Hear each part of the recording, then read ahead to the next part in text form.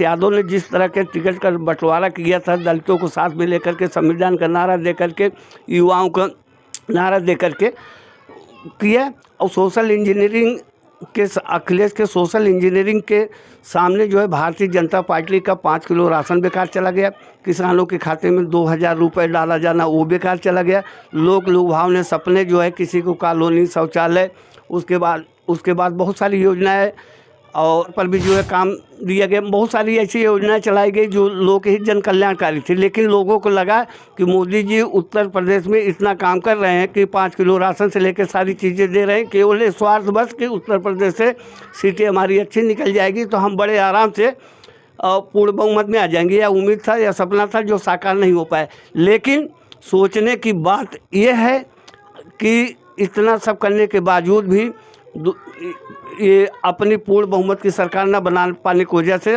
तिवारा तो प्रधानमंत्री बन गए। लेकिन सबसे बड़ी समस्या है ना, जो संसद में होगे, नेता प्रतिपक्ष के करेंगे, सवाल उठाएंगे, जो जनता के सामने सवाल उठा करके आज नेता विपक्ष बने हुए हैं, वो सवाल संसद में उठाएंगे तो मोदी जी को जवाब देना मुश्किल से हो जाएगा। एक उदाहरण लेकर के आप चलिए, जब संसद में लोग उठाएंगे आवाज़ की ये जनता की आवाज़ है, इस कि अग्निवीर को ख़त्म किया जाना चाहिए। अगर मोदी जी अग्निवीर योजना को जो है 4 साल की जो नौकरी की योजना इसको ख़त्म करते हैं तो भी इनकी बुराई है, नहीं ख़त्म करते हैं तो लोग आंदोलनरत हो जाएंगे। अभी अग्निवीर योजना को ख़त्म करने के लिए जंतर मंतर पर आज ही बड़े पैमाने पर जो है ना, भारत के कोने कोने से आकर के युवाओं ने बड़े पैमाने पर धरना प्रदर्शन किया। और इस धरना प्रदर्शन करने के बाद जो है, और मोदी जी के सामने एक समस्या और है, बहुत सारे पद नौकरियों को खाली हैं और उनको इन 10 साल में मोदी जी ने कवरेज करने की कोशिश नहीं किया। युवाओं के प्रति उनका बिल्कुल आकर्षण नहीं गया कि आकर्षित नहीं हो कि उनकी समस्याओं को देखा लिया जाए। अब तक 43 पेपर जो है परीक्षाओं के जो है लीक हो चुके हैं पूरे भारत से, लेकिन लीक होने के त्वरित कार्रवाई करके उनको जो है पुनर्एग्जाम बिल्कुल न कराने की वजह से सरकार जो है, सरकार के लिए वो है, कभी कभी गंभीर मुद्दे और मामले भी आए प्रधानमंत्री के सामने, उन मुद्दों पर भी वो प्रखरता से अपनी बात को नहीं रख सके, जिसकी वजह से यह भी कमजोरी होगी। आगे आने वाले समय में विपक्ष जो है सवाल करेगा और मोदी जी को जवाब देगा। अब अपनी मर्जी से कोई कानून बना करके जनता में थोप नहीं सकेंगे, एकाएक जो है सांसदों को बायकाट करके बाहर नहीं कर सकेंगे। मान लिया जाए, स्वागत भी है कि आज ओम बिरला जी जो है लोकसभा अध्यक्ष बन गए, स्पीकर बन गए, सबने बधाई दी सुचिता के साथ, सादगी के साथ कि आप विपक्ष की, अखिलेश यादव ने कहा कि आप विपक्ष की आवाज़ को दबने न दें, आप न्यायपूर्ण न्याय संगत ढंग से जो है अध्यक्ष पद की गरिमा को बनाए रखते हुए आप काम करें। इस तरह से मुखमंडल जो है विपक्ष वालों में हाव प्रभाव बड़ा अच्छा सा लग रहा है।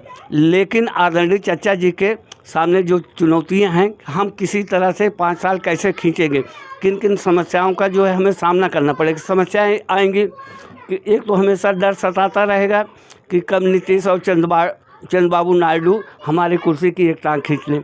आप जानते हैं कुर्सी हीरे मोती सोने चांदी की बनी हो, लेकिन अगर नीचे कांटा लगा हो तो उस पर कोई बैठना नहीं चाहेगा। अगर वो कोई बैठना चाहेगा तो हमारे प्रधानमंत्री मोदी जी हो।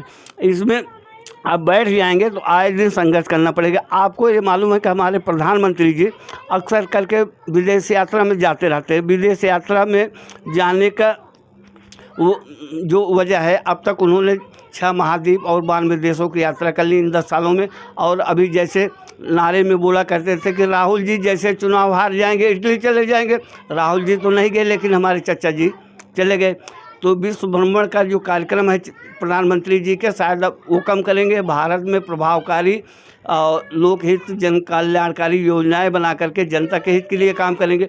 अब आदरणीय चचा जी को ये सोचना पड़ेगा कि जो 80 करोड़ लोगों को राशन दिया जाता है, अब इस पर सर्वे कर लिया जाना चाहिए कौन उसके पात्र हैं, कौन उसके पात्र नहीं है। इस तरह से मुफ्त में रेवड़ी की तरह, प्रसाद की तरह सब चीज़ बांट देने से देश कमज़ोर होगा। सर्वे करके जो उसके उपयुक्त तो हो उनको ही दिया जाए। अक्सर करके आप देखते हैं ना, जो 5 किलो राशन लेने जाते हैं उनके पास 10,000 20,000 का मोबाइल होता है, गाड़ी होती है, कोई पैदल लेने के लिए नहीं जाता। कुछ महिलाओं को ज़रूरत है, इस योजना लागू होना चाहिए।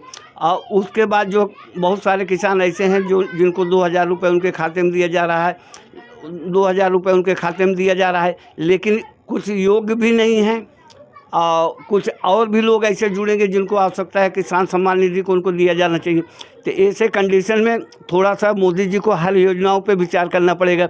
अब आपने धन योजना चला दिया, उज्ज्वला योजना चला दिया, किसान सम्मान निधि चला दिया, बहुत सारी योजना चला दी, लेकिन जनहितकारी और कल्याणकारी होने के साथ साथ लोग आपके साथ नहीं जुड़ पाए। कहीं पर ये लगता है कि आपने जितने कार्य किए केवल स्वार्थवश किए।